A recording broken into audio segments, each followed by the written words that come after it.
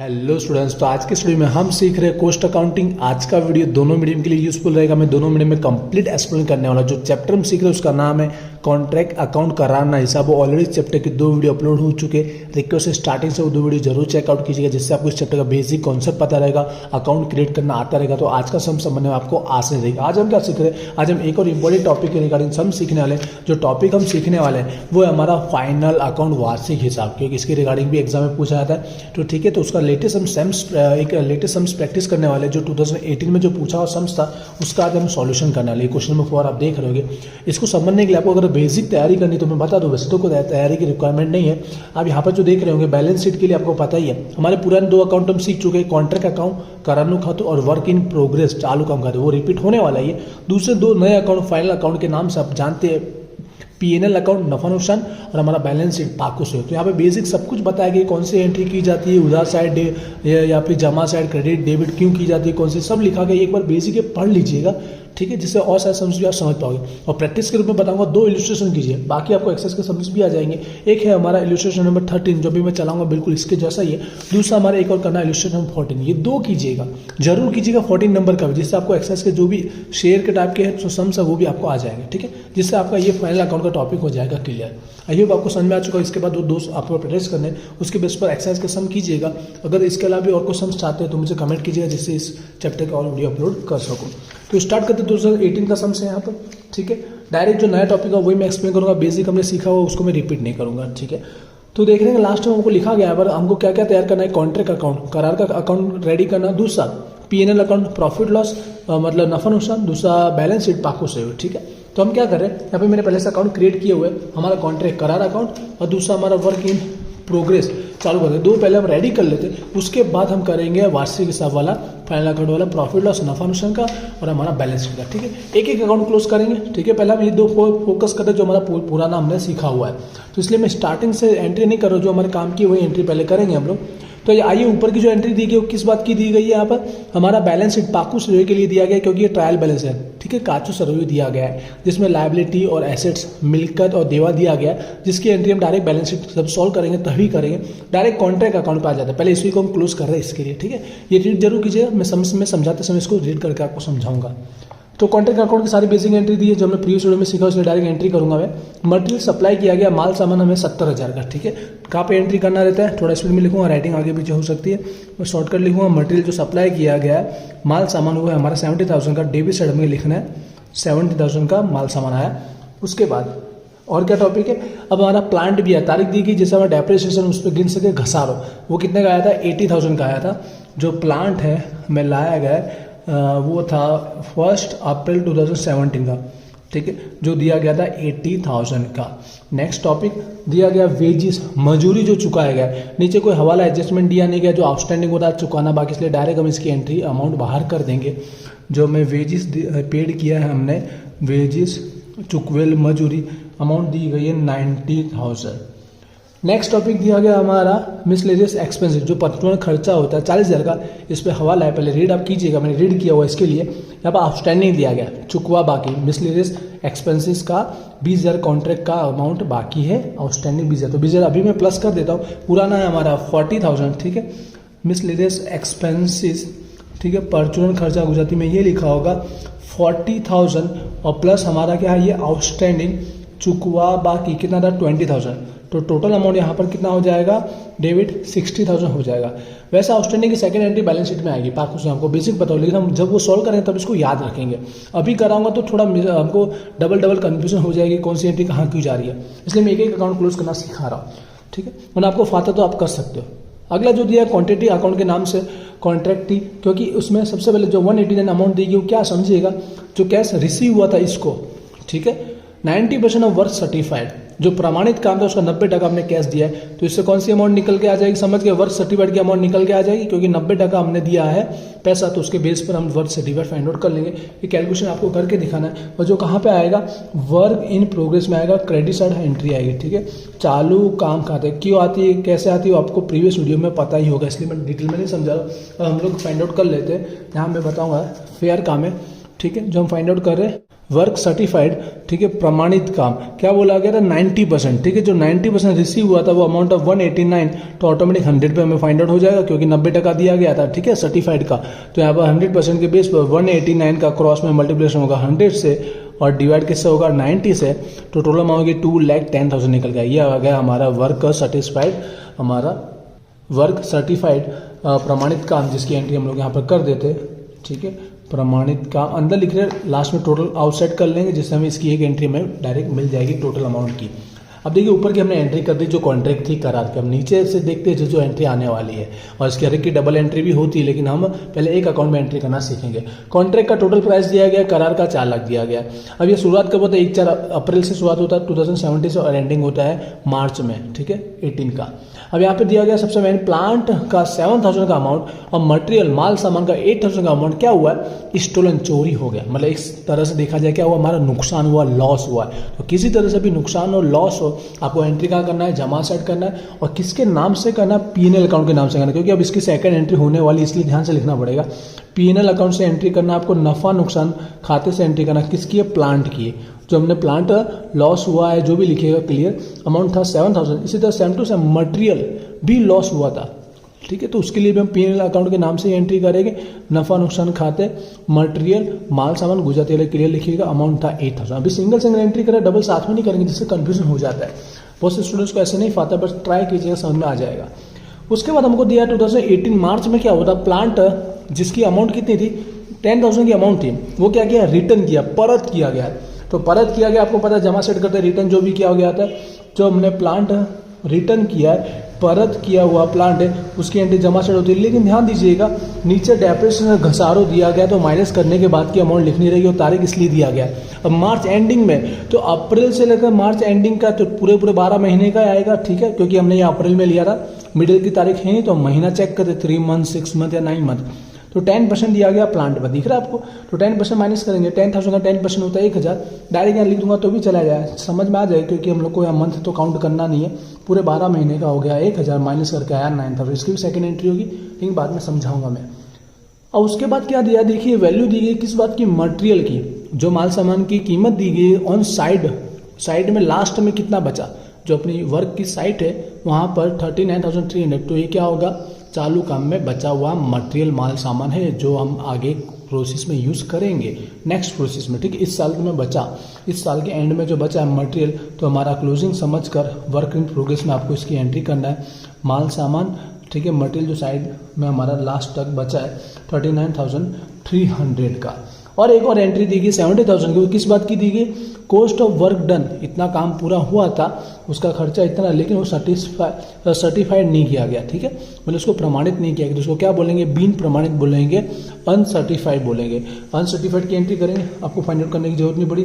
Uncertified बिन प्रमाणित काम amount दिया गया था 70,000 दिया गया था। आई होप आपको यहाँ तक क्लियर हो रहा होगा।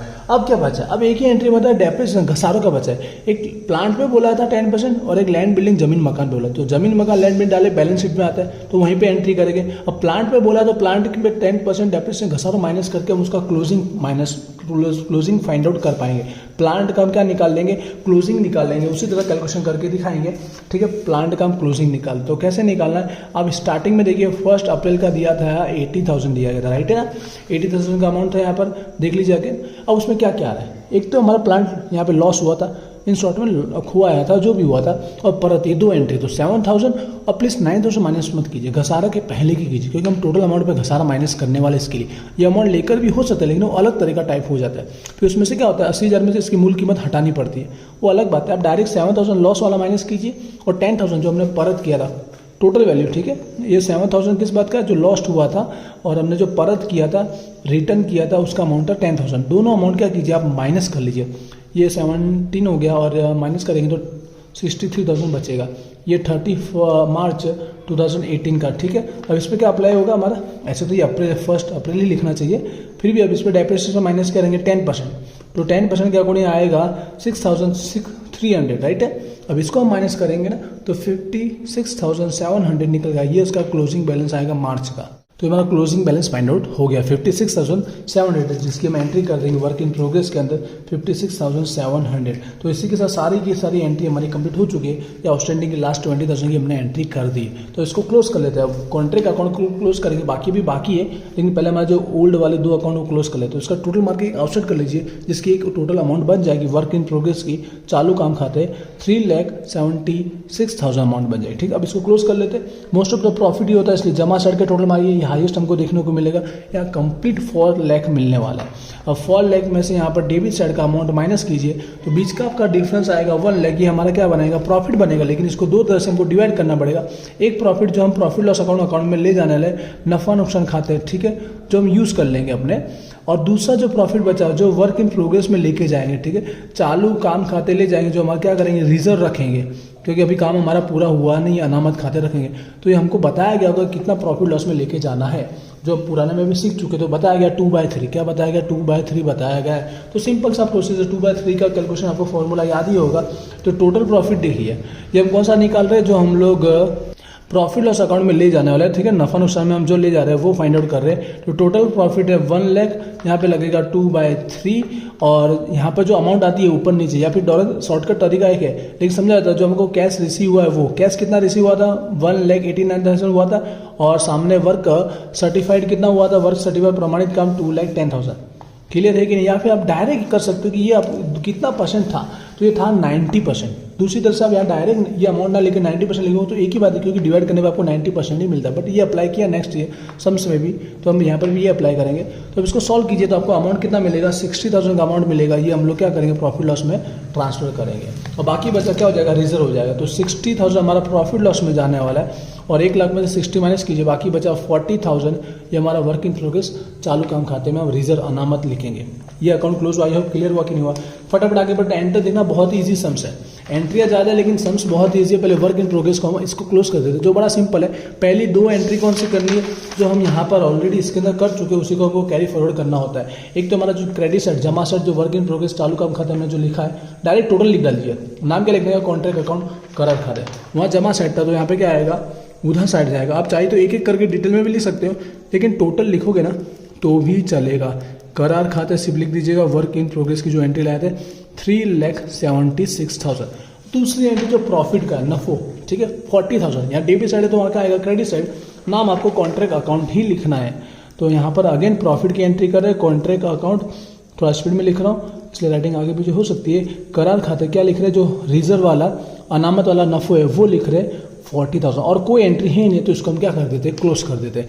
तो टोटल यहीं का हाईएस्ट होगा 3,76,000, यहाँ पर 3,76,000 और माइनस करेंगे 40, तो 3,36,000 का अमाउंट आएगा, जिसको हम क्या बोलेंगे, क्लोजिंग बैलेंस बोलेंगे। ठीक है, बैलेंस सीडी करके भी लिख सकते हैं, गुजराती में बाकी आकर ले गया, या फिर आखिर बैलेंस, आखिर बाकी, कुछ भी लिखिए। आई होप भी आपको समझ में आएगा। अब हमारा नया टॉपिक चालू होता है फाइनल अकाउंट का।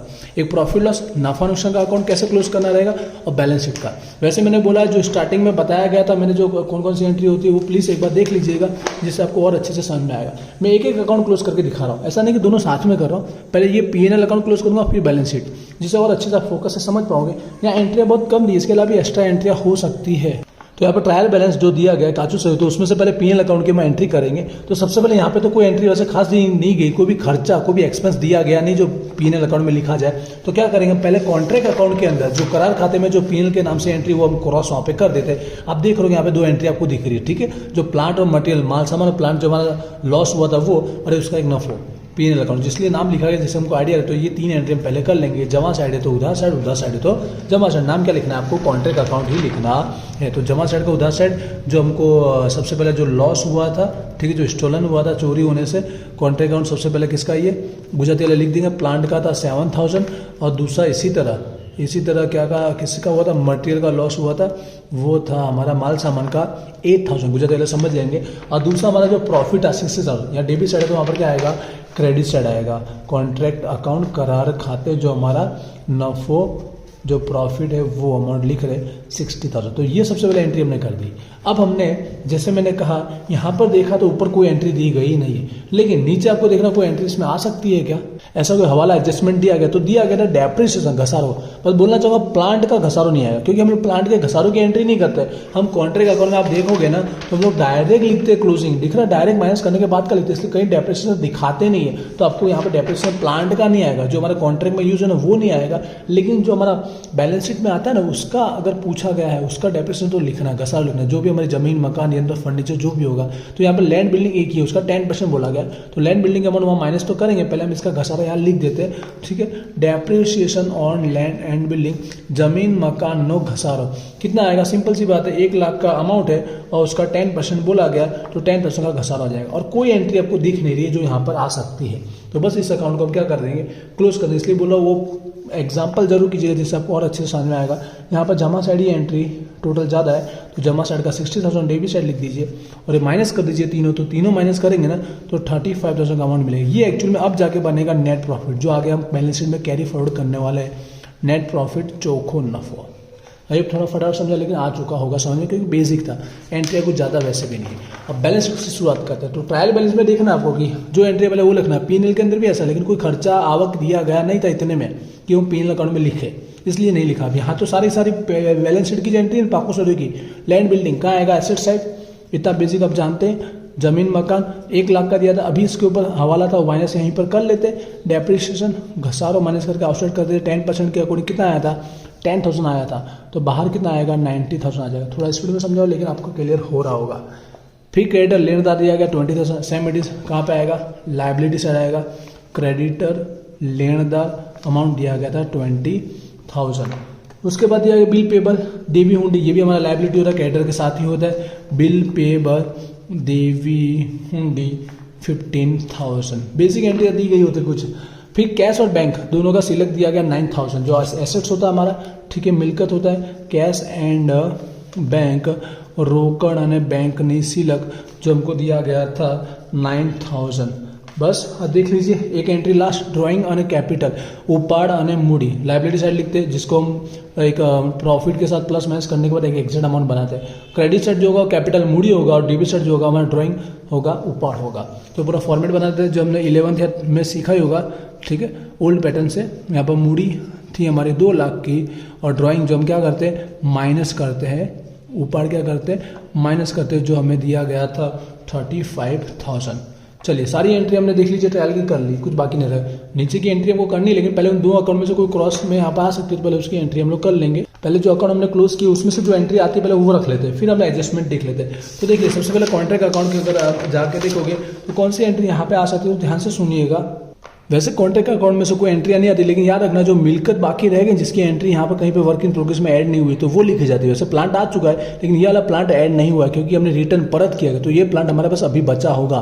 तो ये प्लांट हमारा एसेट्स मिलकत बनता है, इसलिए इसकी एंट्री करना घसारो डेप्रिसिएशन माइनस करने के बाद करना है, ठीक है। ये प्लांट कौन सा है? रिटर्न वाला प्लांट है। वो बाकी दूसरा वाला प्लांट क्या होगा, वो वर्क इन प्रोग्रेस में इन्वॉल्व हो चुका होगा इसके लिए। और अब यहाँ पर कोई एंट्री और लिखने लायक होती नहीं है। अब देखिएगा वर्क इन प्रोग्रेस में एंडिंग लास्ट वाली आपको लिखना है, क्योंकि इसी के अंदर सारा इन्वॉल्व तो हो चुका है, समझ रहे होंगे। तो बस इसकी एंट्री करना 3,36,000 कहाँ पे आएगी? याद रखा मिलकत एसेट्स में, क्योंकि इसमें सारी मिलकत इन्वॉल्व होती है। इसके लिए वर्क इन प्रोग्रेस चालू काम खाते, बट अंदर लिखना है 3,36,000 क्योंकि बताऊंगा इसमें एक एंट्री माइनस होती है। अब तीसरा जो अकाउंट हमारा P&L अकाउंट का, इसमें एंडिंग लास्ट की जो आएगी बैलेंस वो हमको कैरी फॉरवर्ड करना ही होता है, चाहे लॉस हो चाहे प्रॉफिट हो। प्रॉफिट हुआ है कहाँ पे एंट्री करना आपको पता है, फॉर्मेट के अंदर प्लस करना है। प्रॉफिट हो तो प्लस होगा नेट प्रॉफिट, ठीक है, चोखो नफो, और खोट हुआ तो माइनस होगा प्लस 35,000। तो इसको तो यहीं पे क्लोज कर लेते हैं, ठीक है। तो यहाँ पर 35 को प्लस करेंगे तो 2,35,000 होगा, ड्राइंग का 35 माइनस करेंगे तो यहाँ पर 2 लाख आ जाएगा, देखिएगा, ठीक है। तो यहाँ पर तीनों अकाउंट में से जो एंट्री होती है हमने कर दी। अब करना क्या एक्स्ट्रा ध्यान से रखिएगा, हवाला में से जो डबल एंट्री आ सकती है वो लिखेंगे। तो एक डेप्रिसिएशन आता है वो हमने एंट्री कर दी, माइनस कर दिया ना यहीं पर। दूसरा जो हमारा आता है वो आउटस्टैंडिंग आता है, दिख रहा है चुकाना बाकी, जो मैंने स्टार्टिंग में बोला था। तो आउटस्टैंडिंग लिखना रहेगा तो हम लिख देते हैं आउटस्टैंडिंग जो मिसलेनियस एक्सपेंसेस था चुका बाकी, परचून खर्च 20,000 को हमने लिख दिया। अब कुछ रह गया जैसे मैंने कहा इसको माइनस करना बाकी रहेगा, तो रूल्स के अकॉर्डिंग है जो कैश रिसीव होगा ना वो आपको यहाँ माइनस करना रहेगा।